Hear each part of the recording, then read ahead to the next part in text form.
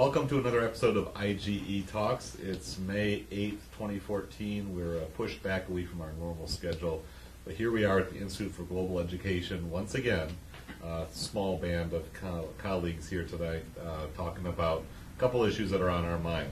If you've never tuned in before, IGE Talks is kind of one of the public forums of the Institute for Global Education, located on 1118 Wealthy Street Southeast, here in Easttown, Grand Rapids, Michigan. What we do each month is we pick a topic or two.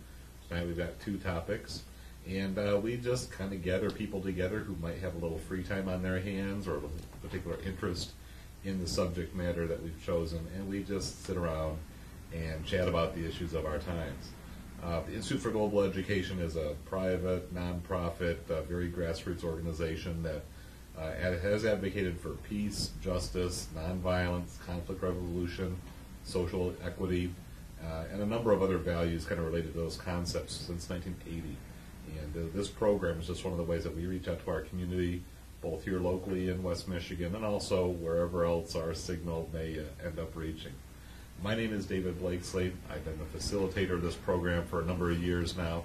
It's very freewheeling, very unscripted, very open-ended. So if you ever have an interest in joining us, we tend to meet on the first Thursdays of the month, starting at 7 o'clock p.m. And we invite you to come on down, or share this video or share this footage with any friends of yours who might have an interest in what we have to talk about. So tonight we're going to go ahead and talk about two different things. We may end up separating this into two separate episodes or video clips. Who knows? First topic for tonight is the pain in Ukraine as a mainstream media game. What we're going to be talking about really is a very complicated situation that, as far as I know, none of us have a direct personal connection to.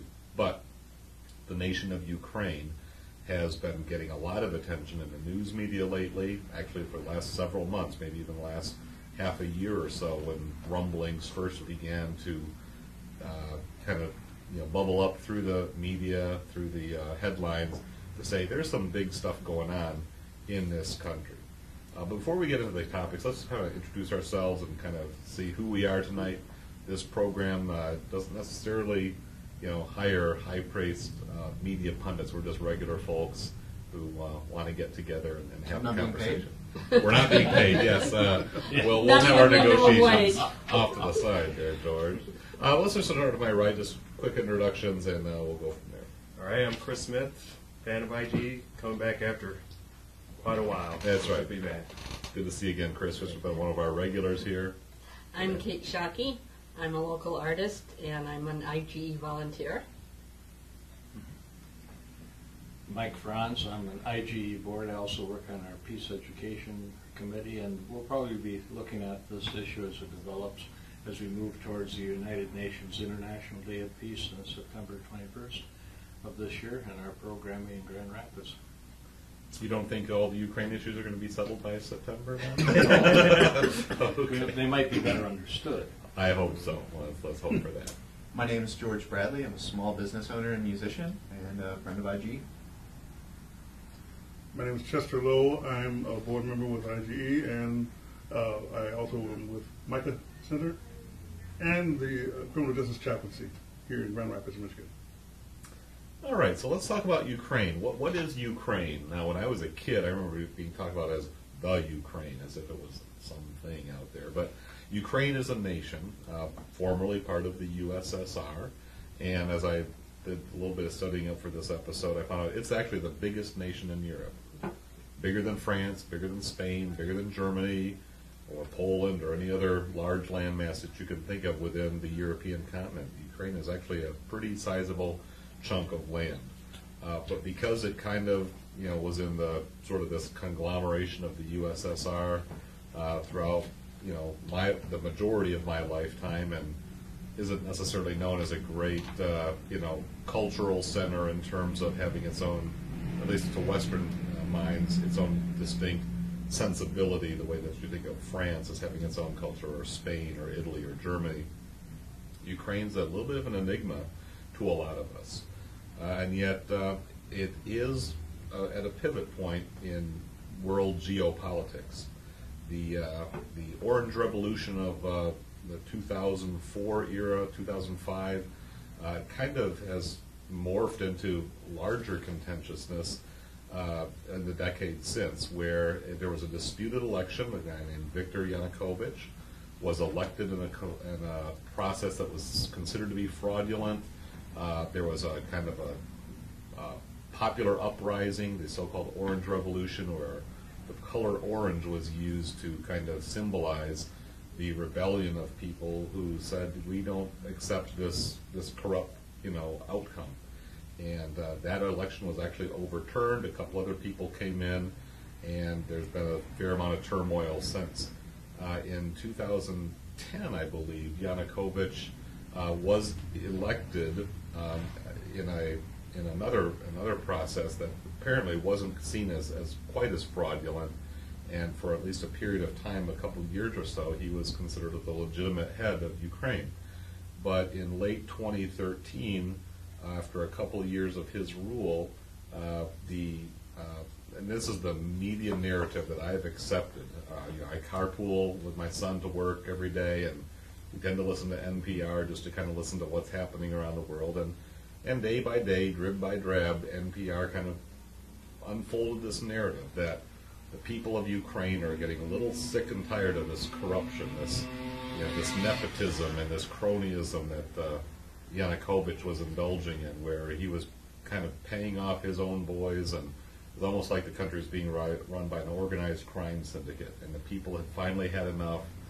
Popular gatherings turned into mass protests, touches of riot and some civil disobedience and maybe some vandalism, and some occupation of buildings took place, and the government of Ukraine under Yanukovych cracked down with martial law and outlawing protests and trying to disperse the people. And the harder they pressed down, the more the people rose up and rebelled. They wanted to go more friendly toward Europe. Yanukovych wanted to go more friendly toward the Russian Federation and Vladimir Putin. And finally, the will of the people prevailed. Again, this is the popular narrative that we digested here in the West, that threw Yanukovych out of office. He absconded, he disappeared for a few days, people didn't know where he was. And in the meanwhile, there's this power vacuum, and so this popular uprising of citizens of Ukraine swept into the capital, Kiev, took over the government, and tried to rebuild their society out of the rubble of what seemed like, for all the disruption and chaos, certainly not a civil war, a fairly non-violent revolution as those things usually go. That's the narrative that we kind of absorbed here in the West.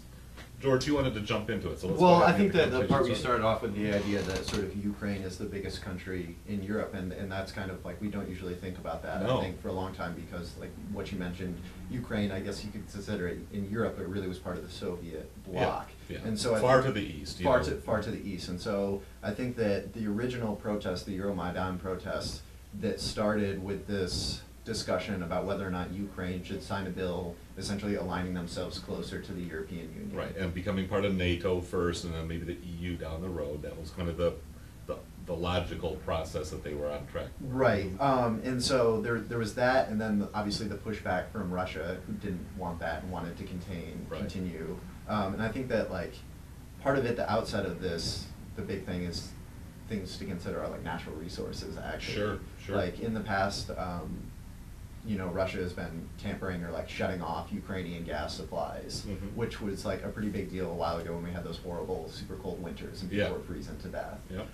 So this has been kind of like an ongoing thing that Ukraine would take a step towards more independence from Russia, and then Russia would retaliate through economic means, through like holding gas or whatever. So this is why like right after these protests, you have people like John McCain saying that Russia is a gas station masquerading as a country.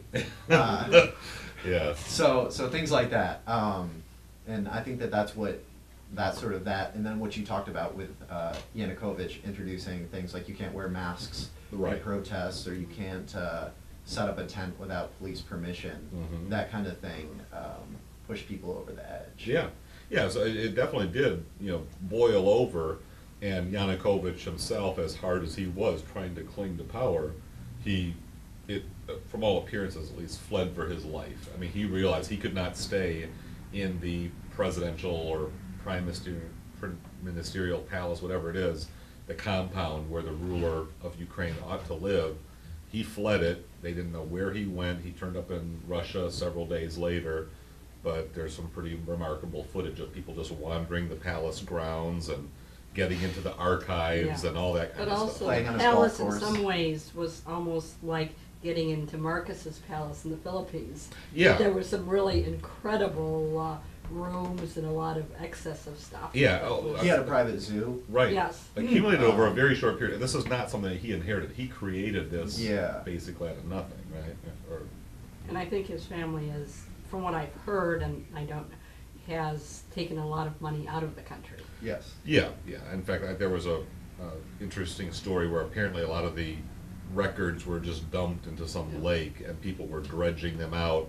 Yeah, They were still journalists able did to too. read some of the documentation, but yeah, pretty blatant looting and pillaging of the treasures, the national treasure of this nation. So when you said it was almost a riot, I think that the demonstrations were like clearly a riot. Or Sure, like- for sure, yeah. Like I think that some of the footage from there is actually like really captivating in terms of what it might look like for a more industrialized nation to have more of like a full-scale civil war. Well, and I think that's one of the reasons that this particular conflict has stirred up a lot more Western angst and anxiety than civil wars that are happening even in a nation like Syria, Sure. or some of the humongous horrors that are taking place in like South Sudan or Central African Republic, where, you know, forgive me for saying it, but that kind of carnage is considered sort of part of routine business. But boy, you take this kind of bloodshed and chaos in Europe, now all of a sudden the world powers are on alert. And I think that the visuals too, I mean, it looks like something straight out of like a post-apocalyptic sort Yeah. of dystopian future. Yeah. Plus also with Crimea, which is in the eastern part of Ukraine, has a lot stronger ties with Russia. There's a lot of intermarriage Right. across the border. Sure. There's a lot of Russians who live in Crimea, and so they're the ones that the Russians have basically annexed.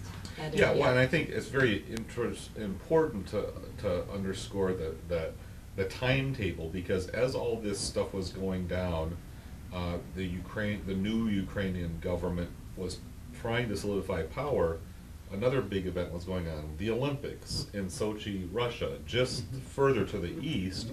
But that was another place where the whole world's focus was on this particular region. And while the competitions were still going on, some of the worst, you know, bloodshed and disruptions were happening in Ukraine, to the point where the Ukrainian contingent of athletes eventually had to pull out because they just could not participate while their country was in turmoil. I think that the domestic situation in Russia really helps to explain sort of things. You've got a country which, like even now, before the economic sanctions, has had some rough economic transition times, and like in lots of places there's rampant corruption and bribery and just blatant. You know, don't even try to disguise it. Just loot it and get Well, it. as I understand it, when they broke up the Soviet Union, they basically auctioned off state property to private people, because that was what the United States and International Monetary Fund and everybody else wanted them to do. Yeah. But basically, the people who were in power gave these sweetheart deals to themselves. Well, yeah, and that's the nature of power, isn't it? Yeah, I mean, well- Ukraine had nuclear weapons within their territory that they handed over, but at great gain to certain interests. Also, on the Black Sea, Ukraine and Odessa are the Soviets' naval entry to the Mediterranean area. It's the warm water port. It's their warm right. water port. Otherwise, they've got the Pacific and they've got the North Sea. And so that this is their warm water port, and where they can get to Europe and to with the Navy. And so Yeah. that this was very... I don't see Odessa how was- they connect with the Mediterranean from the Black Sea. Well, they go through the Bosporus through Istanbul and then move on from there. Isn't Odessa the second largest city in Ukraine? Yes. Yeah. Kiev is the capital. And actually, at one point, in one of the Peters or Catherine the Great or somebody, Kiev was the capital of Russia before Moscow was, I believe. That was with Catherine the Great. So, Yeah. Yeah. so I think that the whole, like what you were saying with the Olympics, right? That Russia, I don't know, you can take whatever you wanted to take out of the Olympics, but obviously there were some people, including some Russians, who felt that they were unfairly maligned with their presentation of the Olympics, both with like sort of like the opening ceremony or whatever, but more so with the homeless dogs and whatever other stories we had And about their gay rights. the gay rights thing, right? Sure. And I think that like the bigger issue, I don't know if you're familiar with the band Pussy Riot. Yeah. Oh, for sure. But yeah. they have a song. They're not big Putin fans. And Right. They were released from jail, sort of as a show, whatever, before the Olympics. To take that scandal off the table, so it didn't cast a shadow over. Sure, the and then they proceedings, showed up in Sochi and tried performing and recording a video for their song, and were whipped by Cossacks. Yeah, like yeah. straight Yes. up Cossacks. Yeah, right. It's classic. Just out of Tolstoy I mean, and Dostoevsky well, and Google and all of those. give Pussy Riot an incredible credit for Yes. both nerve and the theatrics of protest. Sure. I mean, pretty Actually, awesome. I think some of them are in the U.S. now. Oh, they're globetrotters at So- this point. They're getting all over the place. So I think that like this whole backdrop is set against like an increasingly nationalistic Russian population. Yeah. Like recent polling shows that something like over 50% of Russians believe that like in order to live in Russia, you should be an ethnic Russian. And really there's Yeah. not like a place for people of other ethnicities or cultures. And like it's gotten to the point where around like Hitler's birthday, the university students at like University of Moscow are advised like don't go out because you will be beaten like on the streets. On Hitler's birthday? Yeah, around that period, there was like a whole neo-fascist, increasingly like growing like neo-fascist Within Russia? Within Russia, Okay. actually. But It's one also of the in fastest. Ukraine, there are a lot of people who feel that Ukrainians were really collaborators with the Nazis in the Second World War. And so there's still sort of a backdrop of things that Russians frequently call them fascists. Well, the western regions of Ukraine, really were part of the Austro-Hungarian Empire or Prussia. I mean, you can get your historic maps out and sort of see Yeah. how the boundaries have shifted all over. So this is the real trauma or crisis of Ukraine, is that you really do have, with this very broad landmass that stretches for, I would say, maybe 1,000 miles from east to west. I certainly could be wrong there, but we talk about it's the biggest country in Europe. It's the broadest, and so the allegiances historically and culturally are quite split. And so this eastern portion, the Crimean region, which has pretty much been annexed by Russia, I don't think there's anybody who's even protesting or seriously thinking that they can undo that. Yeah, no, Yeah, that's people Crimea are is afraid pretty to. much Russia now, or aligned with it. So it's really the eastern or the western portion of Ukraine, but it's the eastern cities on the western side of Ukraine that are the real trouble spot right now, where the Russian separatists are protesting for autonomy from the central Ukrainian government, or outright independence, and so within the pro-Russian movement, there's a multitude of voices there too. Meanwhile, the central Ukrainian government, the group that came to power in Kiev, I think there are very legitimate accusations and concerns that they themselves may be aligned with kind of neo-fascist ideologies. See, I would kind of challenge that actually. Okay. And or the idea of them being neo-fascist, at least. Well, some elements of it are I think pretty universally recognized as hard right, if not extreme right wing in their ideology, and in that sense hostile to Putin and whatever relics or remnants of communism might be associated with Russia. Sure, I would say the only thing I would caution about that is it's the why can't I remember the right? There's an official name for the right group, which is whatever their Freedom Party? That may be like the official political party, but there's Right. this right wing or something that's There's different sub-movements. Right in it. faction? right something very much like that. And one of the things that's interesting as this develops is, I don't know if you're familiar with the news source RT, but Yeah. it's short for Russia Today, but it's Okay, now yeah, I like, am, actually. it is like a pretty well-known news source, especially amongst American liberals, because Right. it is it does provide pretty good reporting in terms of like its whole take on Snowden and things like that. It is pretty, I don't know if you could say maybe hostile to the U.S. or whatever, but it has views which are challenge sort of mainstream. It's like Al Jazeera. It's like Al Jazeera, but the difference is Al Jazeera actually is more independent because the thing about RT is it's completely the lapdog of the Russian government.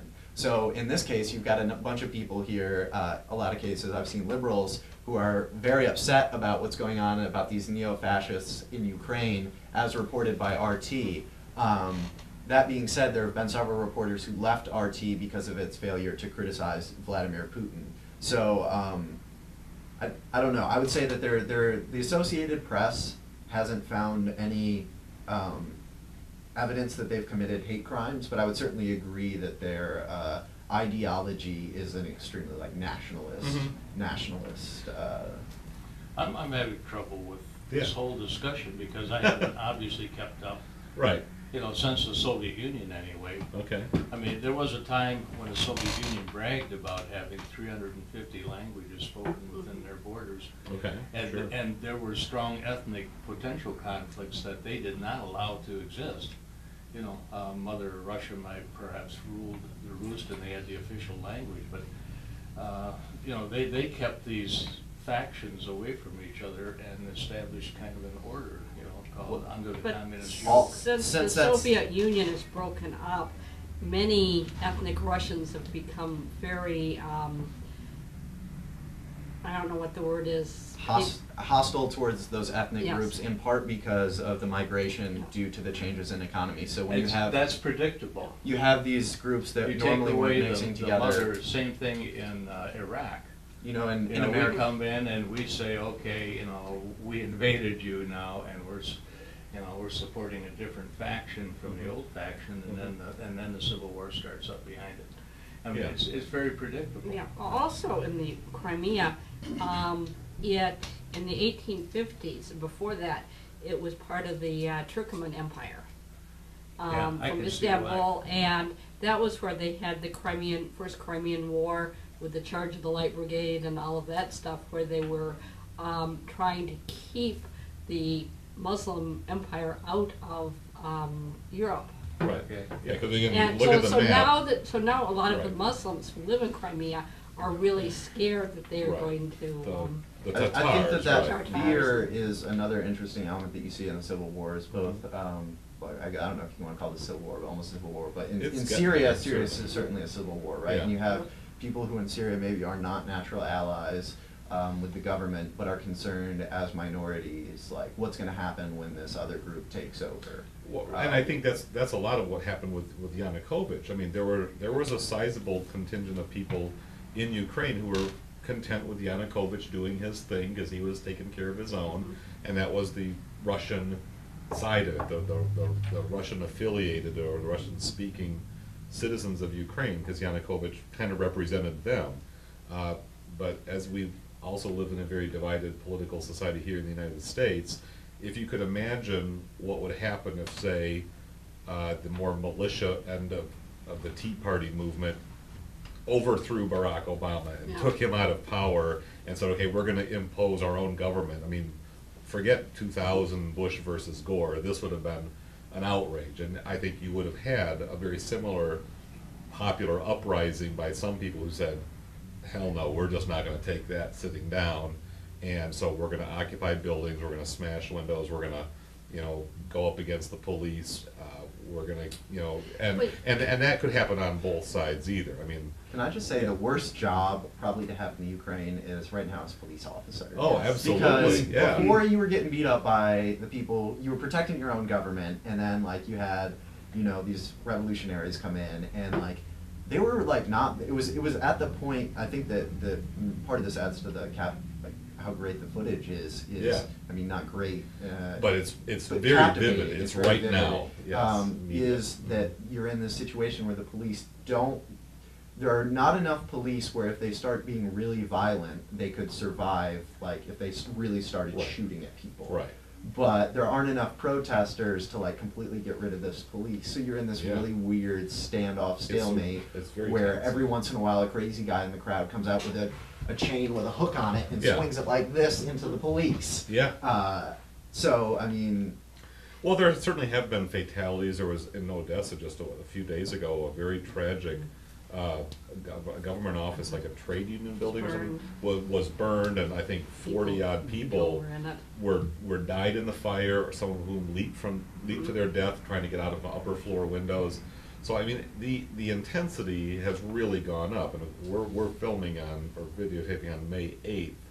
By the time this hits the air, who knows what further escalation. I would might say have that taken everything place. I've seen, it's like more violent. Like the Yeah. protests may not Oh, be yeah. as big, but like the restraint that was once there, like you see in one video, there's the police have put up a blockade, and some guy gets a big bulldozer, and he comes, and they like slowly push it, but like Right. not try to hurt anybody, and like it's switched really, I think. Well, to there's been a couple more shooting. Ukrainian government helicopters shot down from apparently like mobile, shoulder holstered, Yeah. anti-aircraft launchers. So I mean, the weaponry is definitely escalating, and so that's the other question. And again, I guess I want to kind of go back to some of the media narrative, because as American news consumers, as I think we all are to some level or another, the idea was, well, Putin's the bad guy, obviously, and the Ukrainians who threw out this corrupt Yanukovych are the good guys, obviously, because they're pro-Western and pro-European and pro-democracy. And yet the question really is, is that something we should just swallow from our spoon feeding, or is the reality much more complicated? Now, I'm not one to sympathize with Putin or really uphold his cause, but there's a part of me that says, I can start to see the side of people who feel like, look, our government was overthrown, our nation's descended into chaos, we're going to draw the line here and stake out what we feel is rightfully ours. And who are these people in Kiev who are running the show anyways? Do we trust them? Are they going to treat us and our people fairly? So, it's a very painful, ambivalent Well, in the situation. U.S. also, in our politics, we've got some of like Fox News and the neocons want to arm the Ukrainians. Well, exactly. They want to plunge right into another war Yes, situation. and want to give them missiles and things, and Because this is the Cold War. it's like with take Syria. two, It's yeah. similar in some ways to Syria. Who are we giving them to? We don't really know what the factions Right. are. We don't know. We've just identified our bad guys, Yeah, and we want to because beat I mean, them. they did Right. have, they overthrew the government and they have a new one, but the new government has not been elected. No, I they're, mean, it's they're like basically a filling coup. the void. And we don't know, they Yeah. could be total gangsters for all, man, they Well, probably they've been in are. government before. I mean, like these aren't like totally new figures Okay. to say something. at Okay, least. sure. I would say that these are much more like technocratic figures. Okay. Yeah, but we did arm Ho Chi Minh to get rid of the Japanese, and when he got done, he just said, now the French have to go, and when we put Yeah. ourselves in there, Sure. he said, well, okay, now it's Well, American. and that's, So- that's where the know, simplistic, but it started reductionistic there. take on geopolitics really comes back. I mean, we've also talked about arming the Taliban in Afghanistan and how that all played out, and Yeah. arming Saddam Hussein, who was once a loyal ally of the United States until he became our blood enemy, I think as like what you're saying is it's clearly like a complex situation, Sure, and sure. there's not just like a good guy and a bad guy. There's Right. like good guys and bad guys on both sides. Yeah. But I would say that the disturbing thing, I guess, for me as like a liberal and also somebody who likes to think that international law might mean something, is that Russia has played this game before with Georgia. Yeah. We pretty much just rolled in and was like, this is our country now. And so that's pretty disturbing. And then like the other disturbing thing is that domestically he's been signing things into law. Like the gay bill is one thing, but now there's no obscenity in movie theaters. Yeah. That's been signed in. The free Laws- speech repression is really logs unbelievable. Mhm. have been, so no more obscenity or whatever else. And apparently Putin enjoys a very massive popular approval. Of course. Right. He's like he does everything, He's right? kind of becoming another sort of Ivan the Terrible, or one of these classic Russian rulers, one of these towering figures of Russian history. because he's just so audacious and so So, full yeah, of I mean, I swagger, think right? that clearly this was like a really well calculated, awesome move on their Yeah. behalf. That was Yeah. like, we can get this piece of land and like Nobody's quite got the nerve to do push anything back about right? it. And like, not that really anything can be done. Like the idea that like, oh, we could send a bunch of troops in there is obviously crazy. Well, what about the sanctions? I mean, do you have any take on Awesome. on Yeah. all the Yeah. talk Sanctions. about the sanctions and the penalties that Russia's going to have to pay, yeah, as voiced by President Obama, Secretary of State John Kerry, European leaders, NATO, the World Bank, the IMF. I mean, all these entities are trying to muscle up on Putin, except for the fact that Russia's gas resources still hold a lot of sway, and Europe doesn't really know what they would do without the Russian Yes. input Well, there. And plus, a lot of the former Soviet Union countries in Eastern Europe that are now part of NATO and the European Union are really scared that they want to say, NATO said they promise they're going to take care of us if anything happens. Well, right. We don't have NATO alliances with Ukraine, No. but there are other nations, right around there. Hungary. That Poland, could easily, especially Lithuania. the Balkan states, Lithuania, Latvia, Estonia, if Putin were to try to sort Romania. of. Hmm? Romania. Romania, yeah, right. So all those regions are very much on the bubble right now. And I think Putin has also said that Russia has the right to go in anywhere where there are people of Russian nationality and protect them. Yeah, and No matter that's what that's the their country is. pretense. But That's like, it. that was also totally the pretense for like the beginning of World War II, right? Yeah, the Yeah. Sudetenland. The thing about the Sudetenland is there's a bunch of Germans there that are Right. being oppressed. Yeah. They wanted to be part of Germany. Yeah. They said, yeah, we don't mind joining. And I think that's what's happening with the Ukrainians and the Russian-speaking Ukrainians. They feel like we could be part of this bisected fringe nation, or we could buddy up with the big bear and say, there are people, they speak our language, we feel a historic affinity, why not?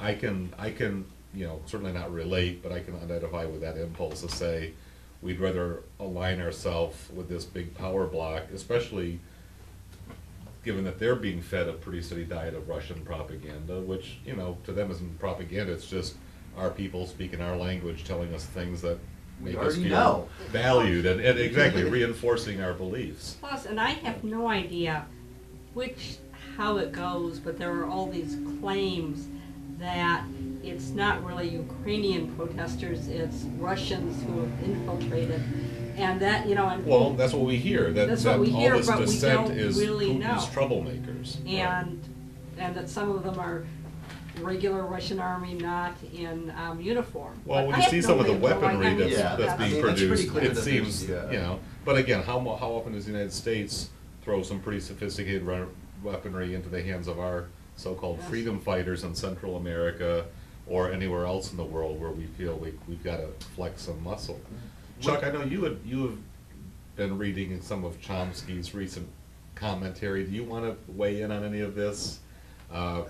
Chomsky basically, as he's prone to do, accuses the West of some double standards, of some hypocrisy, of drawing red lines that are very self-serving to us but very arbitrary towards other nations.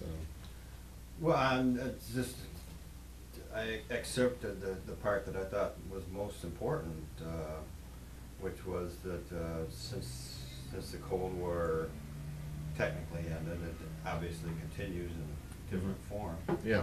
But since then, the major powers have not rattled their sabers at each other to any worrying degree because they didn't have conflicting interests. Right. They all stayed within our sphere of influence. Even the United States could go into Iraq because it didn't necessarily impinge on Russia's or China's domain. With Russia going into this big chunk of Europe, that all of a sudden is what's people talk about World War III. That's what really puzzles me Right. when I look at their map here. Now I had Yeah. Well, could I A just friend. finish that thought? Because Yeah, please do. the I'm sorry other- to interrupt. The other thing Chomsky said was that the other reason it had been fairly peaceful was that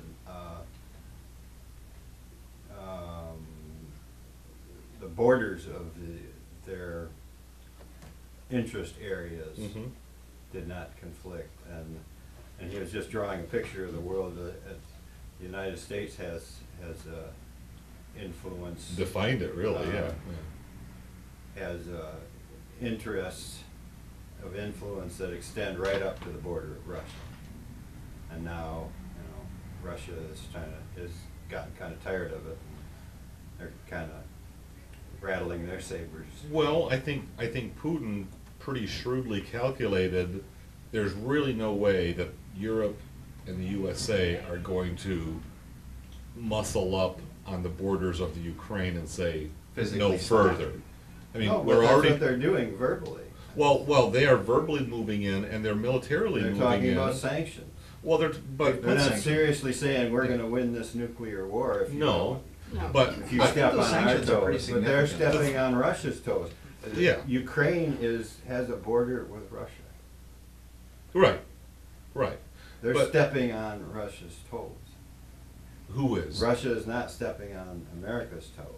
Well, the toes that Russia are stepping on are the assumed order of things. That Russia is not supposed to go into Europe. I don't That's know. bad behavior. I You know, I that's think like that's- saying there's not going to be a new Chevrolet next year. But I think it's more than that though, because it's not just like Western powers. I mean, like the UN is pretty universally like condemned, like the method in which they behaved. Well, It's yeah, just, but I like- think, the UN was not real thrilled about us going into Iraq either. But Right. So it's that not- I guess that's what I'm saying is that the idea that like we would be hypocritical, that may be true, but that's anytime politicians are essentially like for self-serving reasons playing with Yeah. people's lives. Well, It's- at any time a government moves in on the territory of another sovereign government, Like, says we're claiming this. let's put it that's- this way. I that's think bad that, like, behavior, right. if Russia really wanted to, it could have engaged with the Ukraine in a way that wouldn't have made its citizens as panicked. Like, Yeah, I think yeah. that they totally were like, if we can get these people more upset, like, I ethnic think they're Russians- panicked already. It's basically Yugoslavia all over again. Mm. You got these people living together who don't like each other. Right. Under these But boundaries that have consider been what kind of imposed Putin upon did them, with, right. with Libya. Obama was ready to start bombing Libya just because he stuck his foot in his mouth, but he couldn't. Are you he talking about couldn't go Syria, back you on mean? it. Syria or What Libya? did I say? You Yeah, said Syria. Libya. Syria, Sorry. right. Syria. And we did an episode on But, Syria a few months You know, ago. Putin right? just Putin kind of pulled his chestnuts out of the fire on that one. Yeah. I don't know Well, if and you then the remember United if it's States worth going Congress into, but didn't back up Putin on did it actually either. recently ask the separatists in Ukraine not to have this vote. Was it day after tomorrow or something? Yeah, this coming weekend or something. But you know, that was yeah. widely written off in the American press because they say, well, he's not to be trusted. Right, he's posturing is what yeah, I'm hearing in the headlines now. Is that Well, Putin is saying what else don't do have us. politicians do? I mean, Right. is it the right posture or not? Well, What is posture would is you he like him to right? take? Is he succumbing enough? I mean, this happens all the time where you make a demand and the politician partly concedes, and that's still not enough. I mean, Bush was the master of. I see a lot of parallels between Vladimir Putin and George W. Bush. Yeah, absolutely. I think Well, that- and that's why Bush looked into Putin's soul and liked what he saw. Yeah, right? Was it Bush looking at it, or was it Cheney? Can I No, shed it some wasn't. light on that? Yeah, sure, go ahead. Because just a while ago, you just briefly mentioned what's the role of energy or oil in this. Yeah. And I happen to know a couple of things, okay? If you look at the map again, Iraq, northern Iraq there's a different tribe from the two main tribes. Mhm. They get a lot of oil in Iraq, but a lot of it's in the north, okay? Northern Iraq is the Kurds, isn't it? The deal is Yeah. Ukraine doesn't need It's oil. what? Kurds. It Right. needs natural gas. Right. Yeah, because they're in Turkey and they're in Iran also. Well, there's a tribe there that claims, and they claim ethnic connections to northern Iran and also oil. Okay, and just north of there is Azerbaijan. Mm-hmm. Okay, you're following me? Yeah. This general friend of mine, and I'm not going to name him or give away state secrets, but when he was sent to Iraq to rebuild the country, he was taken to Azerbaijan for a period of time to inspect the oil facilities there. And you got to kind of wonder what in the hell Didn't are they? we doing in Azerbaijan? You know, and then there was this whole business of a pipeline. Top secret, nobody ever talks about it because we don't know a GD thing about it, and we're not supposed to, which had a lot to do with the George W. Bush invasion of Iraq. yeah. It was really about oil. But what oil? Whose oil? And you got Iran directly to the east, okay? But northern Iran contested by ethnic connections to northern Iraq and Turkey, for that matter, and Azerbaijan just north of there, now newly independent from the mother Russia or Soviet Union, available. And I just wondered where, and they wanted to complete a pipeline through Turkey, who was friendly to us. Now, you know, where were they going to build that pipeline? Where was the oil going? You know, and this is an oil-rich area there, and does this in any way tie in with Ukraine? I just, you know, does anybody, does Ukraine have I think there's any? like a much more direct tie into Ukraine's energy, which is, so we know that there's been tons of natural gas extraction in the United States, and like for the first time now, like the United States is like the world's producer. Yeah, with fracking and all the other associated methods. Sure. The United States is an energy exporter. Sure. But we can't get it to Europe to replace what. Well, it's tilting the balance. Go Yeah, ahead, like, George. I think that part of the deal is, part of the reason why we have like a bit more sway in this is that we do have way more natural gas that when like we can sell to Ukraine. So it's to our advantage then if there's conflict there and they turn to us for help. Well, I mean, all you got to do is play the board game of risk. You know, it's about managing those strategic properties, if you will, and if you've got a foothold in the Middle East, Do you think it's you don't about want this to. other stuff, but Well, what's it really about? well, it's all about positioning. You know, I mean, if Russia has this much of the Crimea under their control, and maybe they can push a little further, maybe they can push the West into a little bit more of a defensive posture, or you know, kind of maliciously stir up some division between what the United States is willing to do, what the European Union is willing to do, you know, what NATO can collectively do. It's a little bit of an agent of chaos thing. Let's just kind of just stir the pot a little bit and see how things play out. To me, that seems to be about as much of Putin's game. It's like the most win-win situation Yeah. you can get. Yeah. Like I can gain a ton of domestic support with very little risk. with very little risk. I can add this part to my country. I won't ever have to worry about Ukraine going towards the European Union and not letting me use my warm water fleet, because we know that that's going to happen. Because even the most strident sanctions against Russia are going to have some negative blowback against some parts of the European Union and stir up strife within that, or within that network. Money of has been nations. just flowing out of Russia. Right. I think that Yeah. that's Going sort to of, where? Anywhere but anywhere that they are not going to be get hit with sanctions. Yeah. You know, I'm sorry to interrupt, but I was trying to remember if Dave covered this whole Putin gas deal that was, I think, a necessary and sufficient condition for this revolution last, what was it, November, December Yeah, or something? yeah, last fall, right?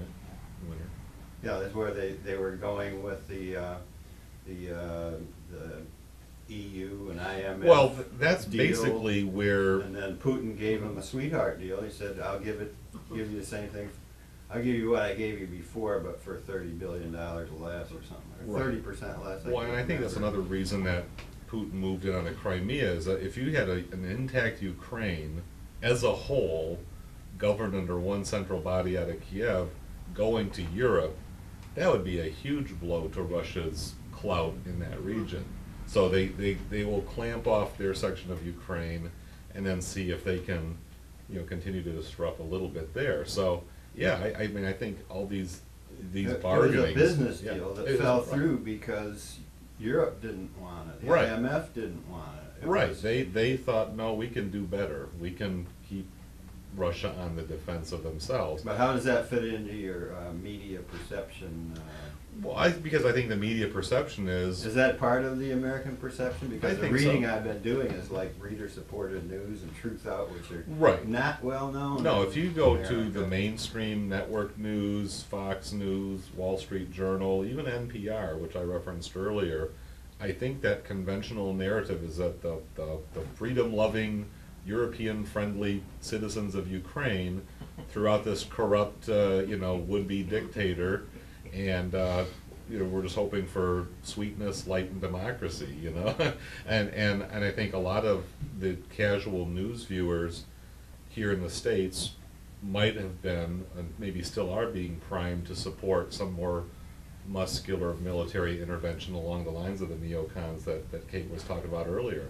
I mean, I don't have any doubt that folks like McCain and Lindsey Graham and that Dick Cheney, the remnants of that ideology would like to go toe to toe, and we saw Obama take a lot of flack from the pundit class and the conservatives that he was being too weak and wasn't being boisterous enough, and his fecklessness is being taken advantage of by some. I mean, there was a time for a couple of months there where it seemed like a lot of conservatives would rather have Vladimir Putin as president of the United States than President Obama because they liked his style or something like that.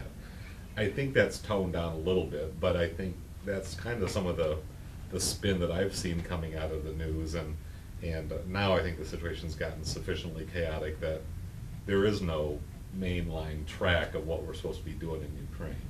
But I could still see the war machine revving itself up if certain things happened over there. You don't think there's any way that Obama could pull Putin's chestnuts out of the fire this time? Well, what I'm more concerned about is the fact that this might turn into a situation where the U.S. military seems obliged to get involved, or the European Union or NATO say we've got to stop it right here and right now. I don't know if I would characterize the U.S. military as having ambitions in Ukraine. I don't think the U.S. military wants to, but there are certainly factions within I think there our are government. politicians who like Politicians, Yeah. that's what I'm saying. But I don't even think that really. I don't think that there's like maybe one like in the House of Representatives, Yeah. like that guy who was on the reality TV show might vote for it. But Right. I'm not sure no member of the Senate. I feel like even the biggest hawk would think that was a good idea, because it's really like a no-win situation.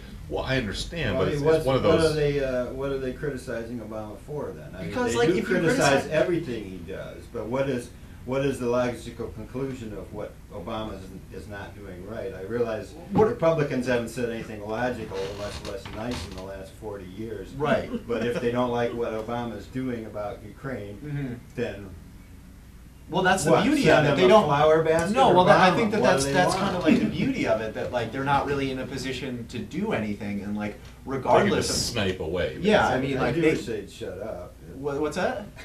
Yeah, I just. do wish the Republicans would just shut No, up. I mean, I just don't see that there's any reason for them to provide like a constructive Right. actual solution. All they have Because to do is stir up resentment Yes. and this kind of It's like- anti-Obama, anti-Democrat. People are just pissed. And I think that the resentful, thing and that I've heard is that's what you're saying. It's like, oh, now we're pivoting to Asia, and because of that, Putin thinks we're weak. But I think that like, regardless of how many troops we had there, Mhm. it wouldn't make a difference, because the bottom line is like, unless you're going to use those troops, they're worthless. Right. And like, are you going to get in a fight with Russia? Because that's a horrible idea. Well, I think there is a legitimate concern that Putin's been characterized as kind of reckless and kind of rolling the dice and kind of off the chain a little bit. And what if he really did just decide to roll his tanks into, Western Ukraine, into Kiev, and said, forget this nonsense, we're putting Yanukovych or somebody like him back in power? What if they decide to do that up in the Baltic? I think there is a legitimate concern that Putin might feel so much of his oats that he would do something completely wild like that. I just feel like he's a very like calculated guy in Yeah. terms of, and I could be totally wrong, but from what I've. What is that? That's the Automatic door lock. door lock. Oh, all right, whatever. Edit that. Cut that out. But his behavior here has been unpredictable enough to the standard order of things that Yeah. wow, he really went there. Oh, I think it's really predictable, actually. I think Well- that like his behavior is well calculated, and that like in terms of irrational Mhm. acts, like this is like 100 times more rational than Yeah. the invasion of Iraq. Except I have heard in the media, and I don't know, that Putin is basically pretty paranoid and irrational in his consistently. Well, with it's not these. paranoid if they are after you. Yeah, that's Yeah. true. Right? It's not No, well, paranoid you if can they're still be paranoid. You can, if you're paranoid, they might still be after you. Maybe the violation is that they thought he was in check enough that he wouldn't get this far out of line, even if he saw the opportunity to do so. Constraint of some sort or another, that's just not how we do it here. That Oh would have yeah. held See, him I up. don't think he totally buys into that Right, at all. right, Like, I think right. he's got like basically zero respect. But that's for- where the West might be caught a little flat-footed. Again, not to get too far with the Hitler analogies, but you know, in the 30s, when Hitler was kind of doing his expansionist thing, there was a prevailing sense that, well, he's not going to do that. I mean, that would just be a bridge too far. That would just be too far, you know, off the pattern there. And then he went and did it, and now he kind of called the bluff, and now we've got to do something about it. And I think that's where the Ukraine situation does seem to be a little bit tipsy, and we'll just have to wait and see how it We unfolds. actually sort of talked this out now, pretty Yeah, much. I think so, yeah. Any final comments on this before we kind of take a break and get into minimum wage? I guess what I'm saying, and Chuck and others have alluded to it, you read your independent news sources. You know, read the Russian side of things, as repugnant as Putin and some of his campaign might be. Check out the alternative media sources. Don't just take what the network heads or the cable news people want to spoon feed you, because you're going to get a very warped side of the picture. So you don't want channel RT also? Well, sure, why not? Our Yeah, I media mean- is owned by big oil anyway. Exactly. You know, so Exactly. you know, I would I say think you follow the money, you follow those angles, and they're not going to tell you where they're going or Right. what they're doing. So I think bottom line, I'm going to stick with the follow the domestic picture of things, because that's really, I mean, he's got to maintain his domestic realm. Yeah. I think that you can talk about the war in Iraq in a lot of ways, but I think that a huge part of it had to do with domestic political calculations. All right. So, All right, well, let's wrap up this portion of IGE Talks. We'll come back in a few minutes, take a little bit of a break. And we we're talking might about raising revisit mission this rate. topic, do you think? I don't think Ukraine's going to go away, so I think we might want to look at it down the road, sure. Yeah.